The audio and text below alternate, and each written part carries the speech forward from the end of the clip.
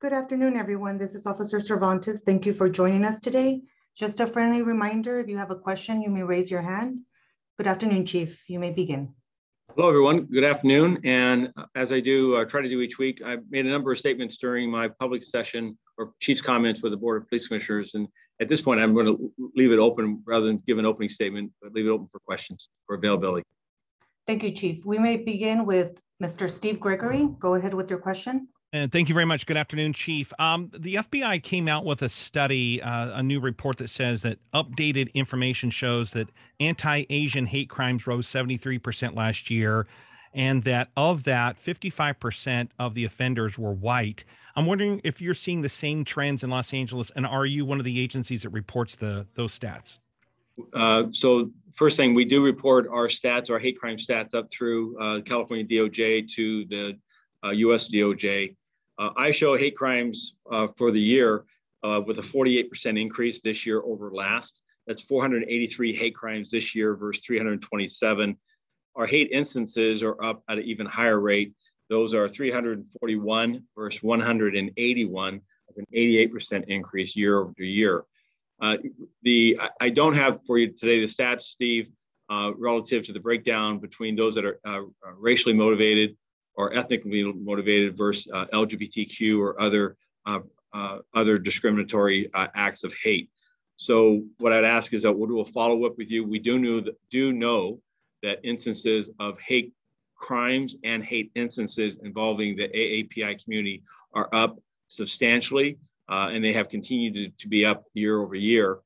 They're up in a greater level, and I'll say in general remarks, in hate instances. We believe that that's a direct attribute of our outreach and engagement with the AAPI community for awareness and for us asking them that when they have an incident of hate speak, that they identify that by calling us and allowing us to conduct an investigation to determine the person responsible. Many times it is hate speak where a crime has not occurred, but we still find it's valuable to identify the individual involved, have a conversation with them, remind them of the fact that a hate crime carries with it significant penalties and as a deterrent value to have them not continue in that type of ignorance. So are you saying that you do the proportionate, they say it's actually disproportionate against Asians. Are you finding that, I know you said you didn't have specific stats, but what you can tell us either anecdotally or otherwise, does that seem to be the same trend here in Los Angeles? It was earlier, but I haven't updated those stats in the last month to 6 weeks. And so I'd rather come back with you with accurate data. And Chief of Detectives Chris Pitcher from our Detective Bureau, I'll ask Raul to reach out to him to give you those stats and let you have that information. And so you think your campaigns, your outreach campaigns are working because I know you've been doing quite a bit of it. You did it with all the different ethnic communities. You think that's having an impact? I believe it's having a direct impact on the number of reported hate incidents. And so that we're seeing more of those reported to us today. We're also working with advocates for the AAPI community and trying to tie in with their databases, their call centers, where members of the AAPI community reach out to them for help and assistance and support. And one of our initiatives is to have greater visibility into that database so that we can, again, identify those persons responsible in an effort to provide some governance or some caution to them that their conduct is in the gray area. Certainly, it's repugnant. It's something we shouldn't see as a nation, as a society. But we also believe that there's instances of people involved in hate instances that escalate into hate crimes. And so knowing these, much like a precursor, that these types of incidences, we want to investigate, we want awareness, we want to understand where they're occurring, when they're occurring, so that we can provide education, so we can protect the communities involved, and we can also take action against those that are engaged in it. I have another question, but I'll defer to my colleagues now, let them have some time. Thank you. Thank you. Our next question will be from our Q&A from Rachel Kim. The question is, during the commission meeting this morning, you mentioned you are committed to a fully vaccinated workforce. With the vaccine deadline now extended, do you plan to reinforce the message over the next 2 months? Oh, absolutely. We're committed as a department to vaccinating every individual within LAPD. We recognize that there may be those few that have a legitimate, a bona fide, documented medical or sincerely held religious belief. And we'll just opened last night the citywide portal for those individuals who believe they fall within one of those two exemptions to submit their documentation. We'll review those each instance on the merits of that individual's assertions, and those that are granted will then look to what reasonable accommodations, if any, we can make, given the work demands of policing in Los Angeles. And those that cannot, the ordinance provides for them to then be notified and to be directed to take the vaccine, and that the exemption was not granted. This is a turbulent time for us. I'm happy that 74% of the organization has received at least one of the doses and that are on their way to being fully vaccinated. That's an increase from over just a month ago. Was substantially lower. And my desire is for that to be at a 100% of every employee that's capable of taking the vaccine for them to do so. My commitment also is that we will hold accountable that expectation of every member of this organization to the full extent of the city's requirements. Thank you, Chief. She also has a follow-up question. What is your reaction to the terms the LAPPL negotiated, specifically not creating a disciplinary record for officers who are eventually terminated for not getting vaccinated? Well, it's my hope that we're not going to see anyone terminated. A police officer, a civilian professional losing their job, their profession, their chosen career path for refusing to take a vaccine that is going to save their life, that's going to protect their family, that's going to protect the public, would be a tragedy on so many different levels. So whether we call it disciplinary or not, the resulting attribute is that the person is without a job, and we're without a very valuable employee, a trained professional, and there's a scarcity of that within LAPD. We've already seen a substantial workforce reduction over the last year and a half, and we need every employee, and I need every employee to be healthy and to have to be vaccinated. And those that refuse to do so and do not have a bona fide or legitimate exemption are going to be required to be vaccinated. And if they choose not to be, and they make that decision, then they're going to force the hand of me and as a chief of police, and they will not be able to be on this organization. So whether they're terminated for disciplinary reasons or terminated for failing to meet the essential functions, the result for them is they're without a career. They're no longer a member of this organization. And again, I hope, we strive every day to provide information, to correct the misinformation, and to ensure that people understand the value of this vaccine to them, and also the avenues that are available, because there are members of the organization. For instance, more than 400 of the organization in the last 3 months have been stricken by COVID. And we recognize that there is a deferment process within the ordinance that allows them to defer taking the vaccine for a prescribed period of time. That's medical advice. And that's not my advice, it's just my understanding. So if they have a medical professional that fills out the exemption for the deferment of that vaccine, then I expect them to do that. And we'll do everything we can to evaluate that, to honor it on its merit, and to ensure that they do not lose their position with this department because of that deferment. However, let's be clear, a person who's not vaccinated, refuses to be vaccinated, does not exercise the rights under the exemption process, is not an individual who, by the ordinance passed by the council today, and it's my expectation the mayor to affirm it, that will be allowed to be employed as a member of this organization going forward.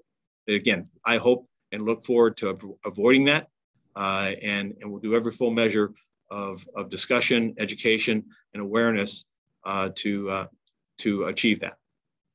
Thank you very much, Chief. Thank you, Chief. Our next question is from Chelsea Edwards. Go ahead with your question, Chelsea. Hey, Chief Moore, can you provide an update on the investigation into the possible sexual assault at Hamilton High School in Palms? I'm aware of the investigation. It was brought to our attention by the school, and our juvenile division is conducting that investigation. I'm not at liberty to discuss it further, other than we do know it involves students from that school. And we are in support of the victim of that, ensuring that the individual has necessary support and services and counseling. as well as the identity of those involved as a matter that we are, we'll conduct that investigation without discussing it in the public. But I do look forward to holding individuals accountable for any type of a sexual assault, whether it occurs on a campus or otherwise. Just a quick follow-up, what kind of action can be taken by law enforcement going forward to prevent potential acts of violent acts, not just in a sexual nature, but just violent acts on school campuses in Los Angeles? We work closely with LA Unified School District as well as LA Unified School District Police for school safety plans. We recognize that in the decision by the Board of Education in downsizing and removing police officers from the campuses, that's created a new burden and a real responsibility on school administrators to ensure that the campuses are safe and that the protocols are in place to have supervised yards and locations throughout the schools, so this type of attack cannot occur and is deterred by school standards of conduct. And then when they do occur, that they're promptly reported and to the school district police as well as the LAPD, so that we can promptly investigate them and hold accountable those responsible. So that's an ongoing conversation that we have with our administrators and with our school police. Chief Ramirez and I speak on a regular basis, as does Chief Gramala and the 4 geographic bureau chiefs, with members of LA Unified School District administrators, as well as with police officials in monitoring one of the largest school districts in America, that with our children and our future attending class now that COVID restrictions are softening, to ensure that those campuses are safe and to ensure that the school administrators, teachers, staff are safe, and that we go about for the purpose of those schools, which is educating our youth, and that we don't harbor or allow for instances of violence to fester or occur. Thank you, Chief. Thank you. If anyone doesn't have any questions, Steve, you may ask your question. Actually, it was vaccine related, but I didn't want to be the one to ask that question, so it's all covered now. Because I know that that's his number one question. So someone else, Rachel, handled that for me. So thank you, Chief. You got it, guys. Thank you.